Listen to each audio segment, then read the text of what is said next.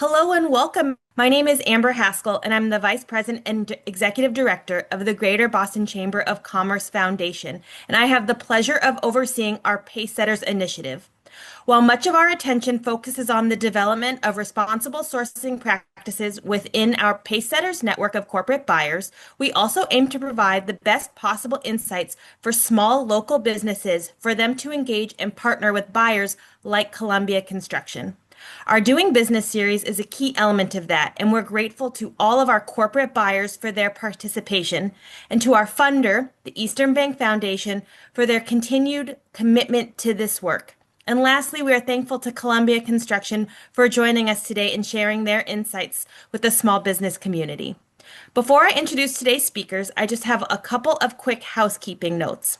Firstly, this webinar is being recorded and will be shared on the Chamber's YouTube page after the presentation. For those of you who are joining us live, please submit your questions throughout the webinar using the Q&A feature on the right-hand side of your screen, making sure to send to all panelists. Or you can email your question to foundation@bostonchamber.com. I will be on at the end to put as many of these questions to the Columbia Construction team as I can. And now I am pleased to introduce today's speakers. First, we have Bill Carpenter, Senior Vice President of Pre-Construction and Estimating at Columbia Construction. As Senior Vice President of Pre-Construction and Estimating, Bill's goal is to get the project team the best possible project with the highest level of finish for the best value that can be delivered within any cost and schedule constraints that the client may have. Throughout his 18 years with Columbia, Bill has continually searched for and implemented improvements geared toward creating high-performing teams and exceptional client experiences. His drive to continuously improve, develop meaningful internal and external relationships, and push for collaboration have made him a natural leader within this group and in the company. As far as Bill concerned, the most rewarding part of the job is being involved early on in the project lifecycle, identifying potential problems and working collaboratively to reach a solution before the first hammer is even swung. A New Hampshire resident, Bill is in his element when outside in nature, with hobbies like camping with his family, upland bird hunting, fishing, and maple sugaring. He is a true outdoorsman. Bill's hard work and dedication can be attributed to a quote from his grandfather that he lives by. And I do love this quote, by the way. It doesn't matter what you decide to do in life, but at the end of the day, just be the best damn person doing it. Welcome, Bill. Next, we have Rosemary Duffy, Vice President of Procurement at Columbia Construction. As Vice President of Procurement, Rosemary has a deep understanding of operations, and she works hard to stay up to date with the latest market trends, as well as collaborate subcontractor procurement to keep projects highly organized and thoroughly coordinated. Her thorough training in all aspects of project management, combined with her background in architecture, allows her to bring a unique perspective to the most challenging and sophisticated projects. The Sonos Boston office fit-out is a perfect example of a unique, challenging, and ultimately successful project that Rosemary considers a career highlight. Known by her colleagues for her reliability and sense of humor, she always stays on top of her responsibilities and is willing to help team members any way she can. She values her part in developing young individuals into the role of project manager and helping them understand the tools and controls within Columbia and the industry in general. Outside the office, Rosemary prioritizes spending time with her family and friends. Her twins, Michael and Briella, are double the fun and always keep her smiling. Her puggle Chade is also an important part of the family. Rosemary also enjoys spin classes, attending sporting events, cooking, and eating great Italian food. Her homemade Nutella Bazzellis are a hit in the office during the holiday season. Welcome, Rosemary. And lastly, we have Jarrett Jones, Director of Diversity and Inclusion at Columbia Construction. Jarrett joined in 2023 as the first Director of Diversity and Inclusion at Columbia. In this pivotal role, he works closely with the DEI Working Group and executive leadership to oversee the continued implementation of their DEI strategic plan. Jarrett holds a PhD in sociology from the University of Wisconsin-Madison. Go Badgers! Additionally, he earns an MPA in Public Affairs as well as a BA in Economics and Political Science from the same institution. Known for his open communication style, he cultivates a workplace culture that prioritizes psychological safety and accountability. Jared is committed to creating and sustaining a diverse workforce at every tier within the organization, serving as a catalyst for change and promoting diversity and inclusion within the construction industry. When not at work, Jared enjoys exploring his passion for food, trying out different restaurants, and immersing himself in the culinary scene of Boston. At the top of his bucket list is a travel adventure to explore diverse cultures and landscapes worldwide. Welcome, Jared. And with that, I will pass it off to you. Thank you, Amber. Hi, everyone.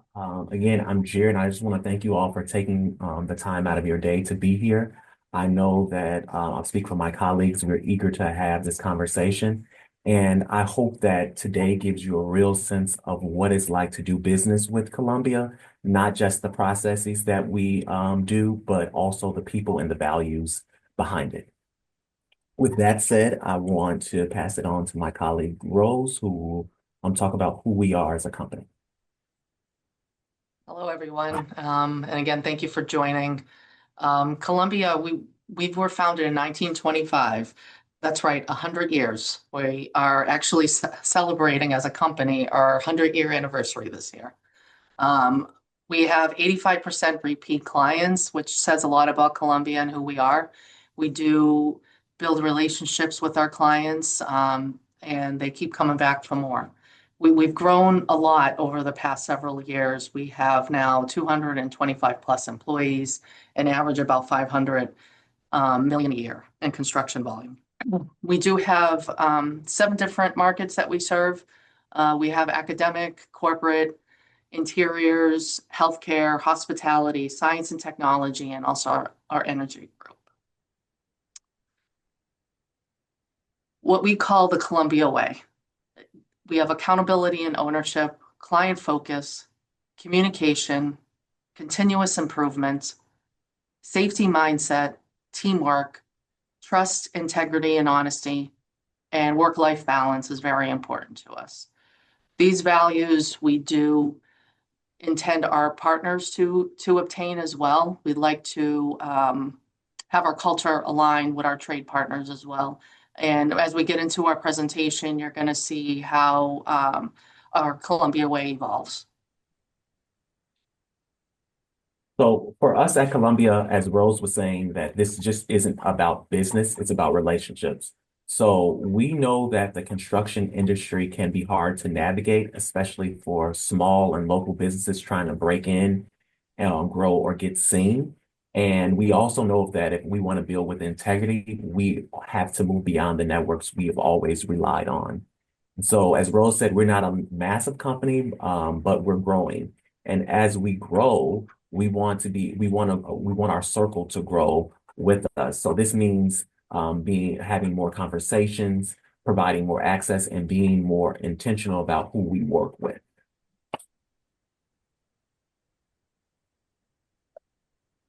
What we value in our trade partnerships, as I mentioned before, we are only as good as the skilled trade partners we collaborate with, and we're committing to building strong, lasting relationships with that being said.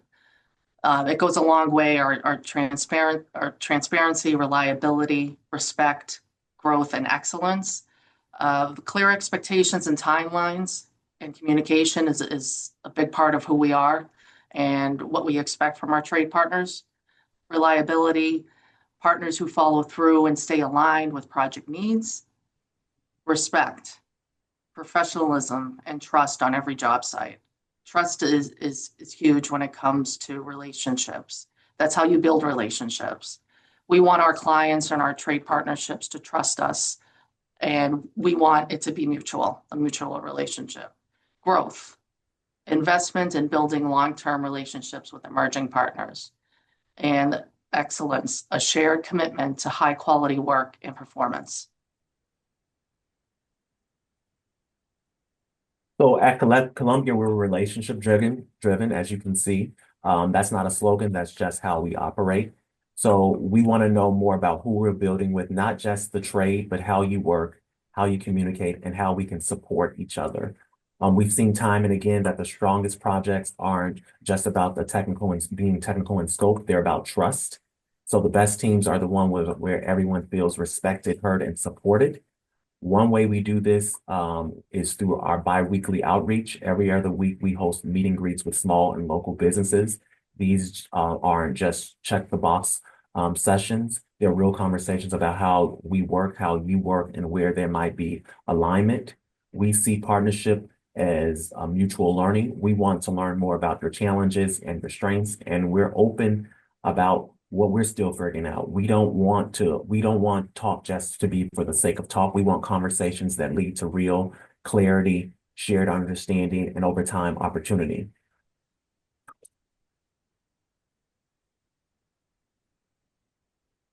Um, yes.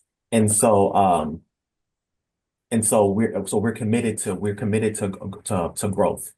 Um, And so recently we've partnered with a few small and local companies we've had the opportunity to work with, LJB Development, Norfolk Construction, Veteran Construction Group. None of these partnerships, what I want to say, none of these partnerships started with a bid or a contract. They started with the conversation, just like the one that we had today. Someone reached out, introduced themselves, and we found ways to stay connected. These are relationships that are still growing and that we're proud of. And that's the spirit we're trying to bring to all of this. So if you're wondering what it takes to work with Columbia, it's not just forms and bids and invites, it's showing up and being in touch and staying a part of the conversation. In addition to how our culture aligns with our trade partners, we do have processes embedded into Columbia. We do have a pre-qualification process that our trade partners partake in. You'll see the QR code here as well. It'll link right to our pre-qual application process off our website. There's also access to the online application link on this slide as well.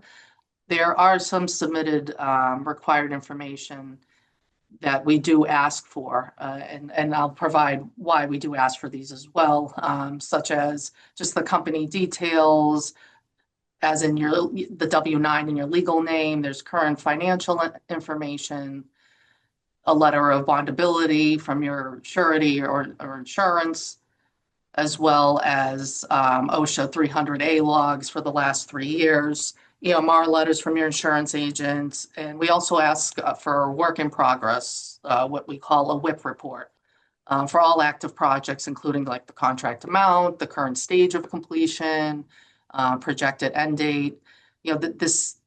This helps us understand where you've been and who you are, as well as a company and project size, as well as size of company. And we may periodically collect your most recent records on a yearly basis as well to make sure that all the information we have is up to date.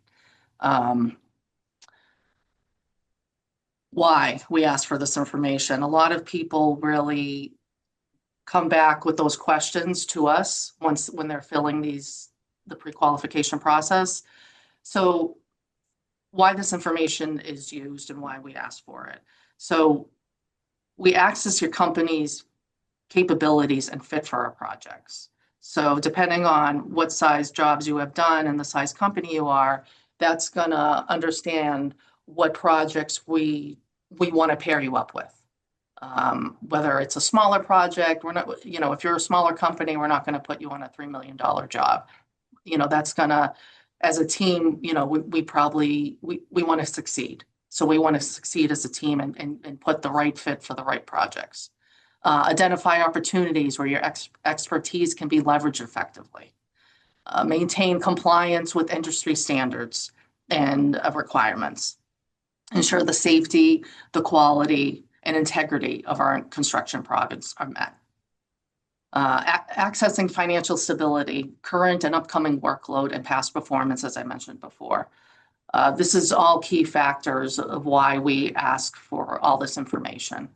And if there's questions while filling this out, they can contact Bill Carpenter or myself directly for if they have any questions doing this. Because I know sometimes, especially for the smaller companies, it could be a little robust, and that's okay. And there might be some information that you may not have or obtain as a smaller company. And we just ask you provide whatever you have at the time. And only our CFO reviews this information, and we can get back to you with questions as well if we have any.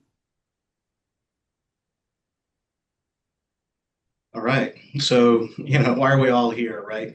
We're looking for more opportunities and getting on to bid lists and doing more work with Columbia in general.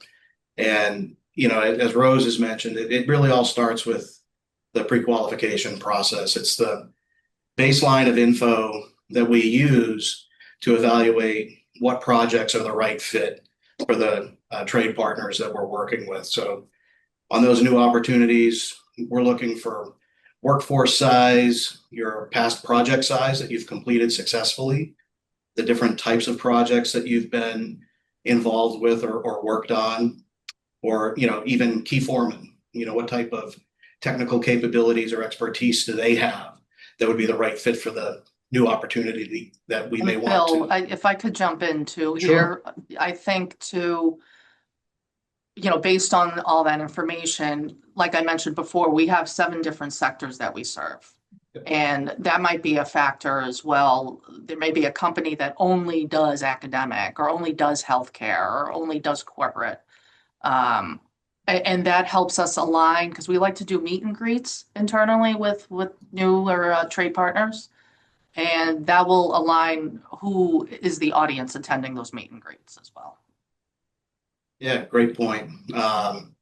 So understanding, who we're working with and maybe the references that you may have that you put on your pre-qual, understanding where those synergies or connections are, will definitely help us as we start to evaluate what new opportunities we may want to engage, the small and mid-sized trade partners with us on.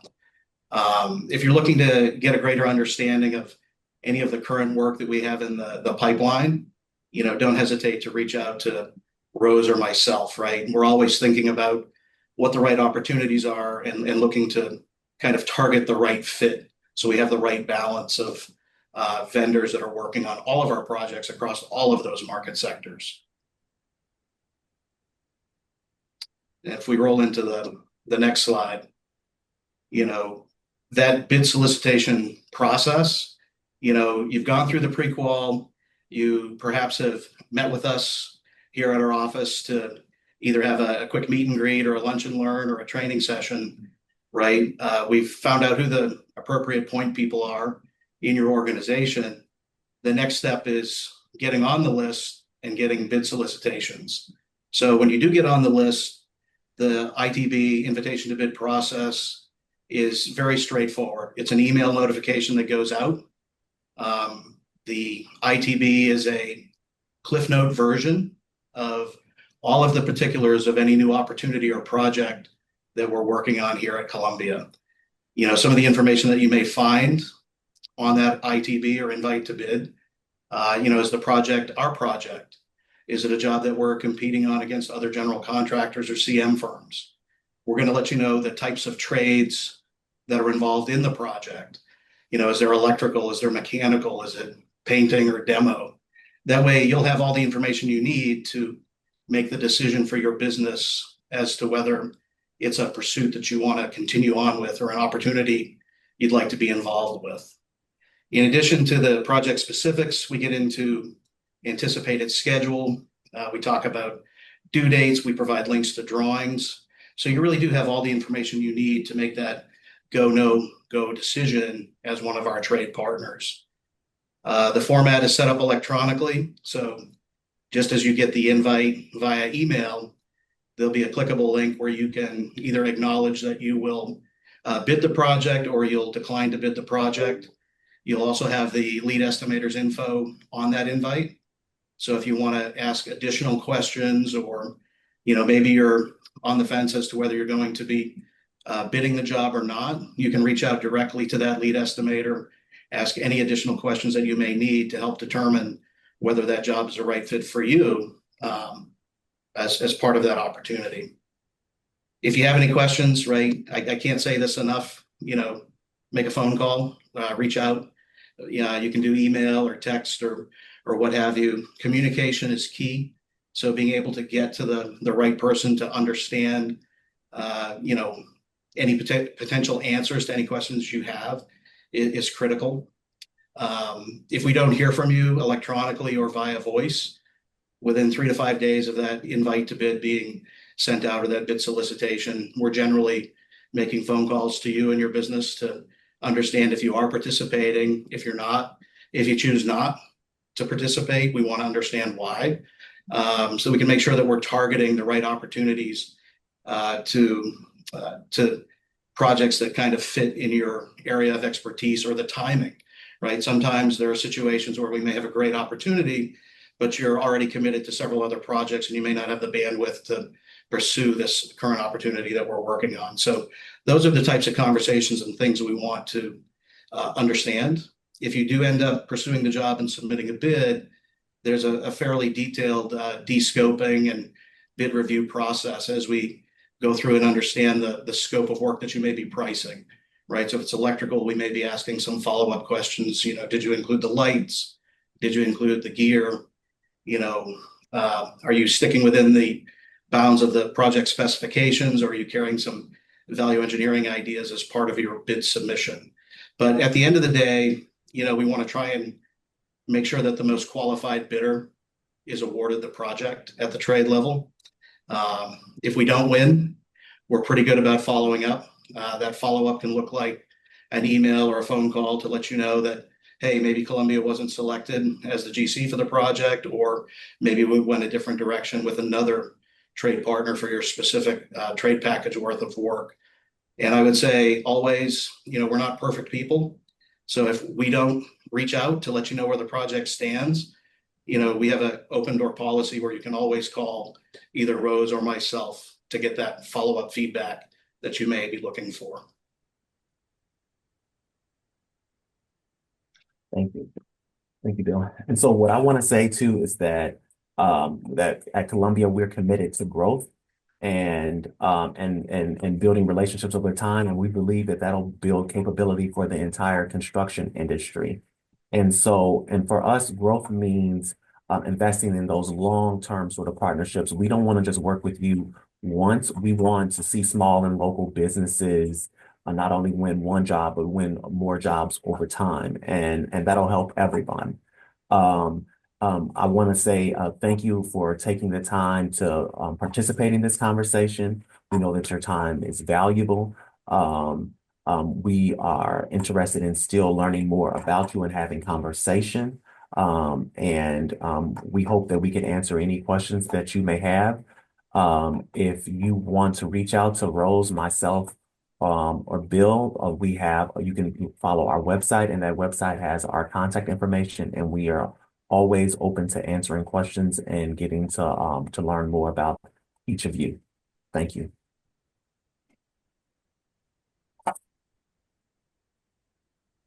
Wonderful. Well, first and foremost, thank you all for presenting. For those of you who are on the call live, please feel free to pop any questions you have in the Q&A chat box at the bottom of your screen. If you don't mind, I've got a couple questions to start off with.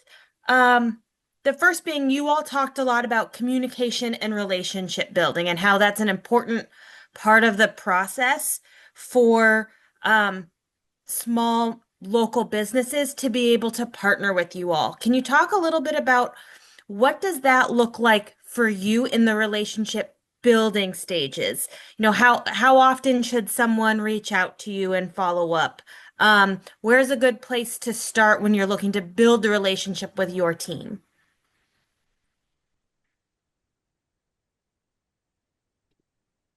I can jump in. I think it starts early, right? I think it's important that we understand, who we're working with and your technical capability. So it could be as easy as that, first intro phone call that we may have to, understand, history and background and, some specifics about your company. But it's not uncommon for us to engage with a small or mid-sized business and, have you come in for that meet and greet or even to teach us something.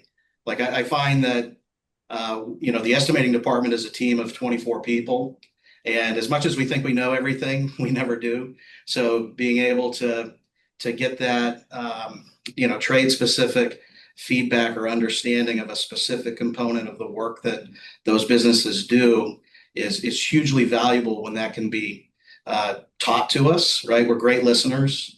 And I feel like when we make that connection around learning, it's a meaningful relationship that starts to get built. You break down barriers of communication where, there are no stupid questions. Everybody's free to engage and ask that question that you may have that if you didn't interact with somebody, you may not ask that question. So it can go from that first initial phone conversation all the way through to, maybe that proverbial teaching moment that we have. And I want to say for the partnerships that we have right now, they started organically. We met some of the trade partners at trade conferences, at trade conferences, and from there, just having conversations and seeing where there's mutual alignment, we brought those people in to meet with the leadership of our team, and not only the leadership, but the employees as well, because employees, they bring perspective too, and because we believe that in order for the partnership to grow, we have to have the same similar values. And so that's how the partnership started with these people. It's some of the companies that we've worked with. Wonderful. You talked about, Rose, during when you're looking to do the pre-qualification process, a lot of information being asked up front, one of which was, size of a company, kind of largest amount of work a company has done in the past. Is there kind of a cutoff of, hey, we really need a company that's done this project size or more to be a good fit for Columbia? And so I'll start there and then have a few follow-ups to that question. We don't have any limits. We do projects from, replacing a doorway to a $3 million job to a $25 million project. So we do not have any size limit whatsoever. Perfect. I'm glad I stopped there because I wiped out a few questions. And then how long does the pre-qualification process take? Like from the time someone enters that information to kind of a yes, you're pre-qualified, or maybe no, it's not a good fit. How long does that process usually take? I would give it about 2 to 3 weeks after applying. They do, like I mentioned earlier, it's our CFO that reviews, especially the financial aspect of the company. And just imagine how many he gets at one given time. So it takes time for him to review all the data that we've collected. So I would give it a 2 to 3 weeks of review time for sure. And Go ahead, Jared. And one thing I want to add to as well is that, well, how we see pre-qualification is the start of a conversation. I know that there's a lot of different materials that we ask for, but I would not want people to be discouraged if they don't have all those different materials. That's where I think where it comes from. The relationship piece is coming in and reaching out to our estimation team, myself, Rose, and being able to say what information that you do have so that we can start the conversation. Right. Yeah, I would say you're right. Sometimes a lot of that, 2 to 3 week process is us chasing for follow-up information, right? So if there is questions or uncertainty, let's ask early and upfront, and we can help, kind of shepherd everybody through the process and, kind of help navigate, what documents are needed and why. And that can kind of short circuit that time window a little bit. Perfect. Questions coming in the chat, one of which is around what vendors do you look for? This person is specifically asking, do you all partner with dumpster companies or dumpster rental firms? But do you have kind of a list of here's usually who we're looking to bring on as partners? I can jump in on that one. Columbia doesn't self-perform any work, so we're only as good as the trade partners that we have working with us as a team member. We're a commercial contractor, so everything from demolition to masonry to steel to plumbing, HVAC, and electrical. We kind of run the full breadth of trade partners. They're all specific to the opportunities or projects that we're doing. So we always have a need. I would say specifically, we're always looking for good plumbers and good glazers on projects. So those are definitely some in-demand trades that we're looking to kind of build some greater depth on with the people that we work with. Awesome. Has Columbia Construction worked with community development corporations or CDCs for affordable housing construction projects? That's a good question. I think we'll need to do some follow-up there. I know Rose had mentioned our 7 different market sectors. Kind of the residential side is not something that we do a lot of. I know over the years we have done projects that are more residential based, but we can follow up with an answer to that. I'm going to spin off that question. If you're a vendor who has primarily worked in the residential space and maybe you're looking to get into commercial or higher education, any advice for those firms on how to make the jump kind of from one area to another? Or is there a way to talk about what they do to make them, to translate into kind of a different area of construction? I mean, I think in that respect, it's conversating and communicating as well, initially. But if they're trying to get in a different sector, we may start them small. And see how it goes and see how they do. But it would be a partnership. So we would want to guide them as best as we can, depending on what sector that is, because there are different capabilities and different parameters that you have to go about, especially, something like healthcare. Right. That would be, a tough one to start somebody in. But it would need to be the right job and the right opportunity. No, that makes total sense.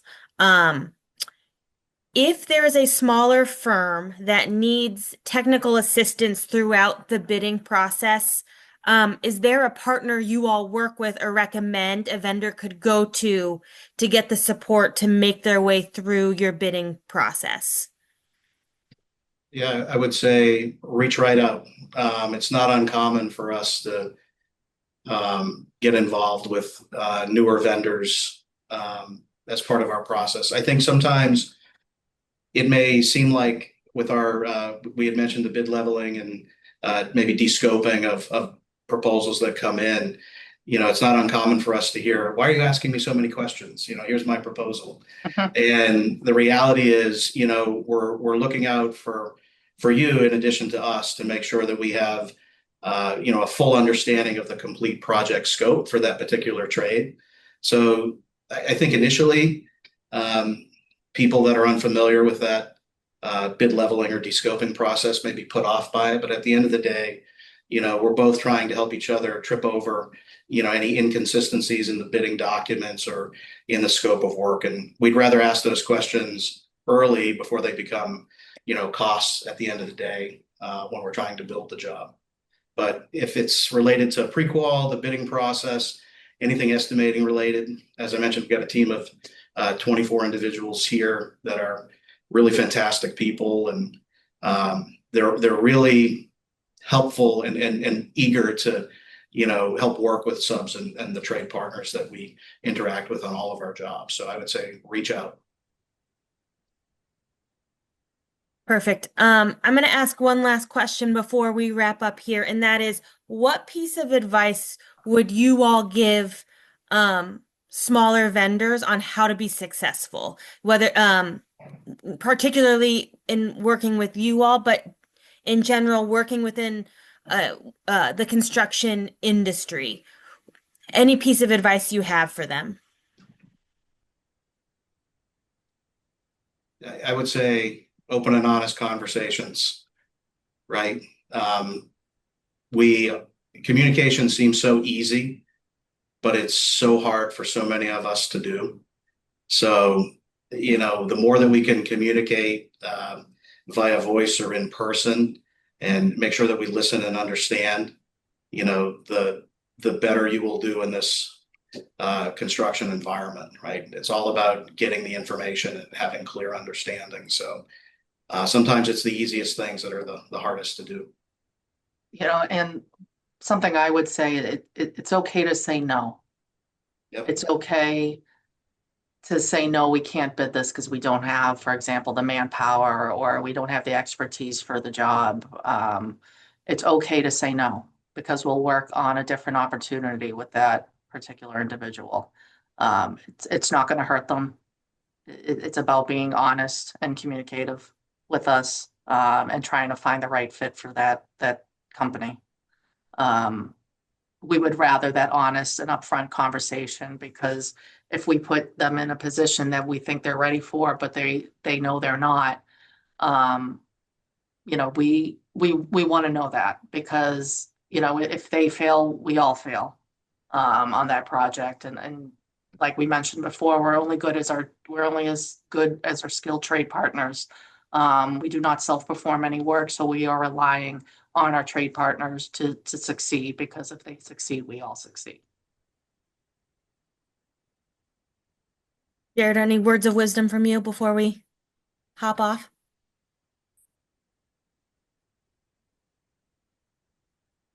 Yes, just please don't be intimidated by the process, by our process. I mean, we are looking to expand who we're working with. So please feel free to, again, to reach out to one of us. That's really important.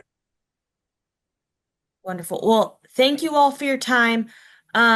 Before we hop off, I would like to do a couple of plugs.